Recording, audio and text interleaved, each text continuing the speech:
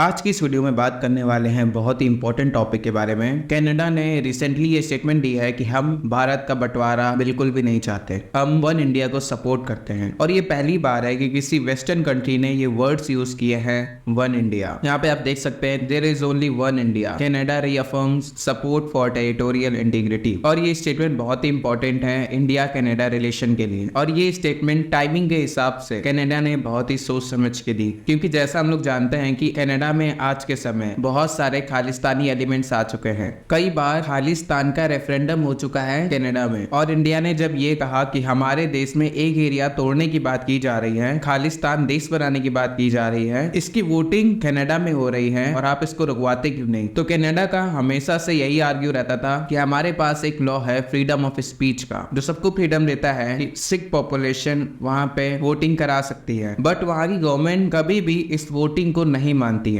और वो भी नहीं चाहती कि खालिस्तान एज अ कंट्री बनना चाहिए। अब आपके मन में सवाल आएगा कि कनाडा एकदम से ऐसे स्टेटमेंट क्यों दे रहा है कि वी सपोर्ट वन इंडिया। इसका मेन कारण है G7 समिट, और इस महीने पीएम मोदी ब्रिक्स समिट में पार्टिसिपेट करने के लिए रशिया जाएंगे। और इस समिट में बताया जा रहा है कि वेरियस कंट्रीज के लीडर्स भी आएंगे, और वेस्टर्न कंट्रीज पे प्रेशर ये है कि G7 समिट जो 2025 में होगा वो ब्रिक्स समिट से भी ग्रैंड समिट होना चाहिए और इंपॉर्टेंट समिट होनी चाहिए दुनिया की नजरों में। नहीं तो G7 समिट अपनी इंपॉर्टेंस दुनिया की नजरों में खो देगा। आज से कुछ समय पहले जून 2024 में जस्टिन ट्रूडो से एक सवाल पूछा गया था कि आप पीएम मोदी को G7 समिट में इनवाइट करेंगे, क्योंकि इससे पहले जितने भी G7 समिट हुए उसमें इंडिया ने पार्टिसिपेट किया। तो इसके रिप्लाई में जस्टिन ट्रूडो ने यह बोला था कि जब टाइम आएगा तब हम डिसाइड करेंगे कि उन्हें बुलाना है या नहीं। और यूएसए का हैवी प्रेशर होगा कनाडा पे कि जल्द से जल्द इंडिया के साथ जो भी तुम्हारे खराब रिश्ते हैं उनको ठीक करो। और G7 समिट बहुत इंपॉर्टेंट है और यूएस नहीं चाहता कि इनके आपसी रिश्ते में G7 समिट पर इंपैक्ट पड़े। वैसे तो G7 समिट 2025 में जून में होगा, लेकिन अभी से इस बात की चर्चा इसलिए हो रही है कि G7 समिट से पहले भी बहुत से मीटिंग्स होती हैं जहां पे इन्वेस्टर्स आते हैं, और मोस्ट प्रोबेबली इस मीटिंग में इंडिया के external affair minister S Jaishankar ji को भी बुलाया जाएगा। और फिर इवेंचुअली एक बड़ा समिट होता है जहां पर प्रेसिडेंट प्राइम मिनिस्टर अटेंड करते हैं। और उससे पहले की जो भी मीटिंग है वो बहुत ही स्मूथली हो, ऐसा ना हो जाए कि इंडिया ही अपनी तरफ से रिजेक्ट कर दे कि हम G7 समिट में पार्टिसिपेट नहीं करेंगे, क्योंकि कनाडा प्रो खालिस्तानी स्टेटमेंट देता था। और इसीलिए कनाडा अपनी फॉरेन पॉलिसी चेंज कर रहा है ताकि G7 से पहले इशू रिजॉल्व हो जाए, एक ट्रस्ट बिल्ड हो जाए। कनाडा एटलीस्ट इंडियन को ये समझा दे कि Canada generally one India policy को सपोर्ट करता है। और अपने इन स्टेटमेंट से वो यही बताना चाहता है कि जितने भी खालिस्तानी एलिमेंट्स हैं कनाडा में वो कुछ भी कर ले, उससे किसी भी कंट्री को कुछ भी फर्क नहीं पड़ता। वैसे तो ये बहुत ही वेलकम स्टेटमेंट है कनाडा का, और वैसे तो इंडिया को ये पॉलिसी बना लेना चाहिए कि सभी कंट्री को ये कहे कि follow the one India principle. और ये एक प्रॉपर जवाब होगा जितने भी